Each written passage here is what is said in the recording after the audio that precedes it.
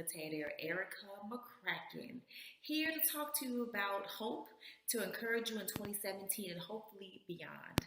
So let's dig right in. I'm not sure if you're familiar with me, but my name is Ericka McCracken. I wrote a book, actually two. One is titled ALTARcation, My Story of Forgiveness. And the second one is Let It Burn, 7 Ways to Ignite Your Future Through Forgiveness.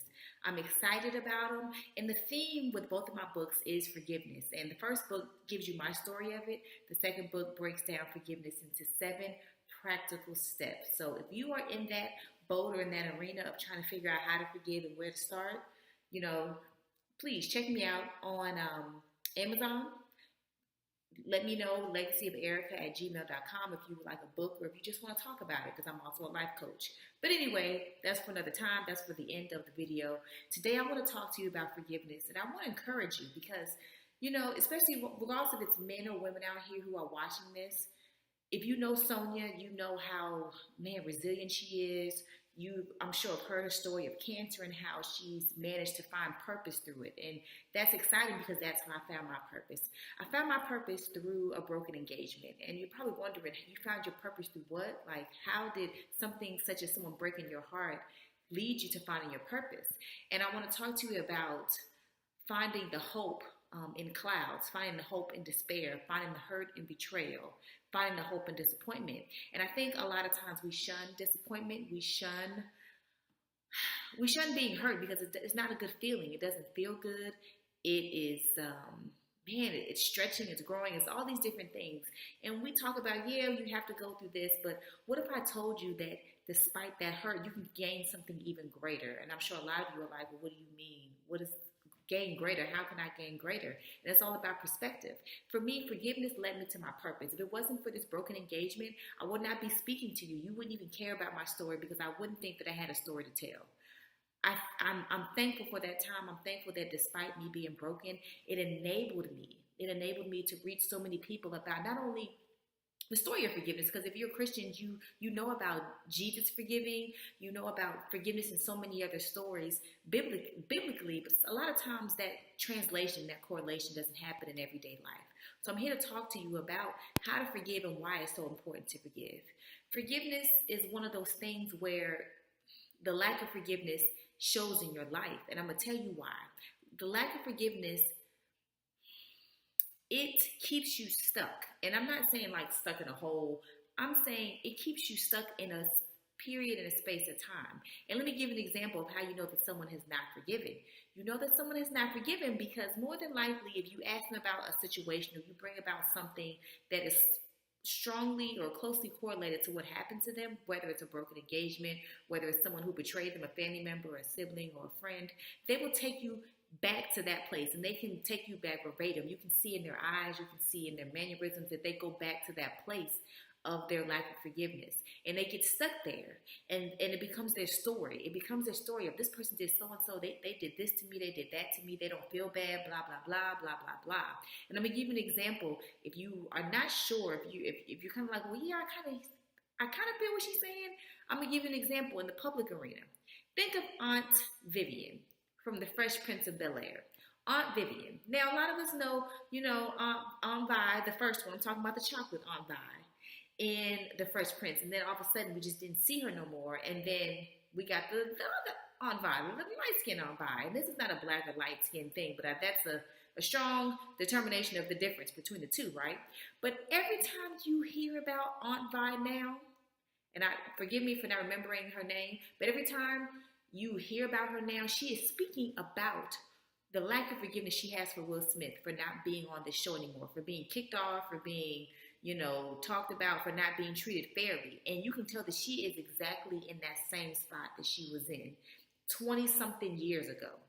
Go back, Google it, listen to any interview she has. She talks about it and she brings you back there. And unfortunately, due to her lack of forgiveness, she has not been able to find another job that has led her to even more success in The Fresh Prince, which is possible. It was a big show, but her lack of forgiveness keeps her stuck in this period where she thinks someone owes her something, or she thinks that she has a right to be upset because of what happened to her.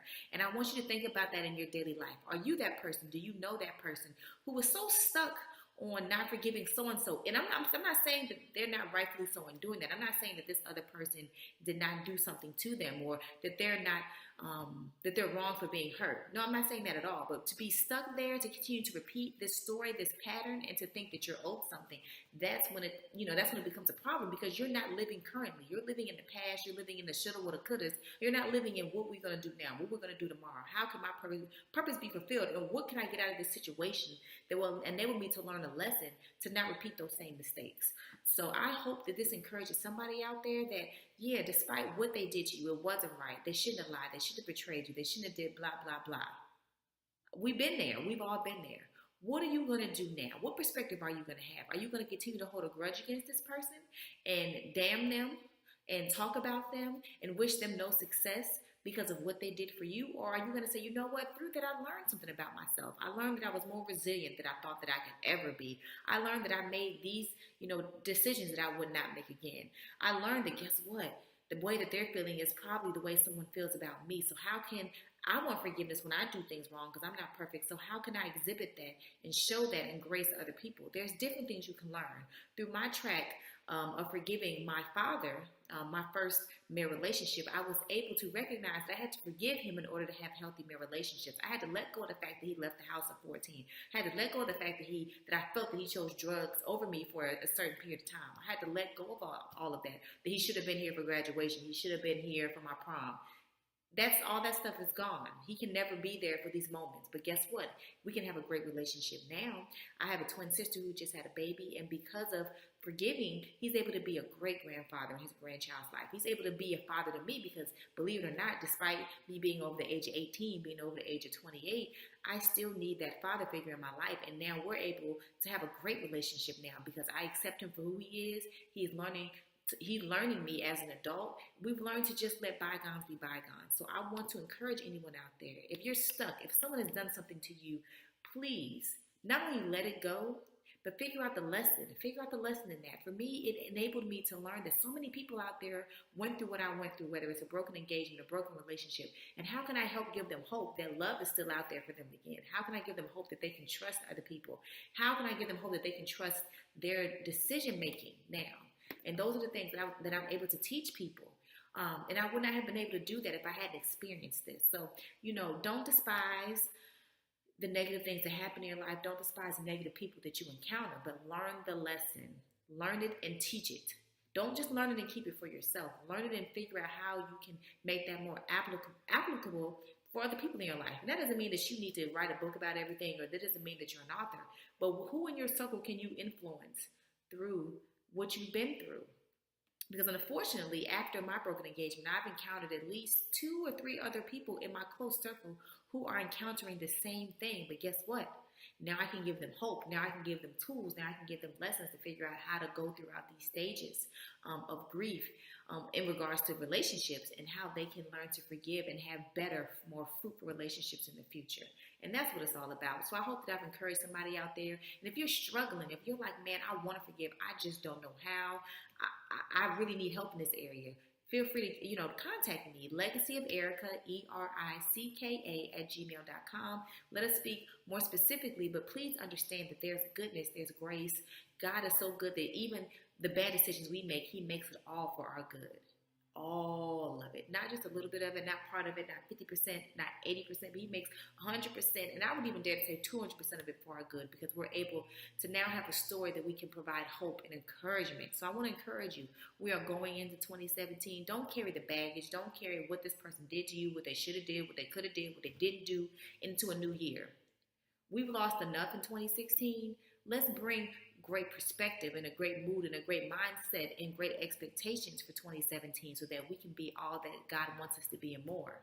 Let's be purposeful in 2017 and beyond. Let's figure out how we can use, what we've lost to help people gain better understanding, to gain better footing on life in 2017. So I want to thank you all. And I don't know if you can see my shirt, and I'm sure it's backwards, but it states there is no feeling like being free. And when I say there's no feeling like it, is none at all.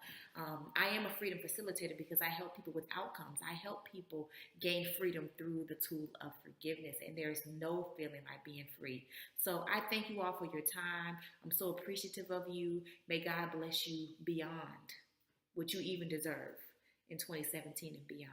And I appreciate your time. Legacy of Ericka, Ericka, on every social media platform. Please reach out to me. Please follow me. I give midday moments, which are midday moments of encouragement around 12 o'clock every day. I give a lot of practical tools on how to use forgiveness in your everyday life.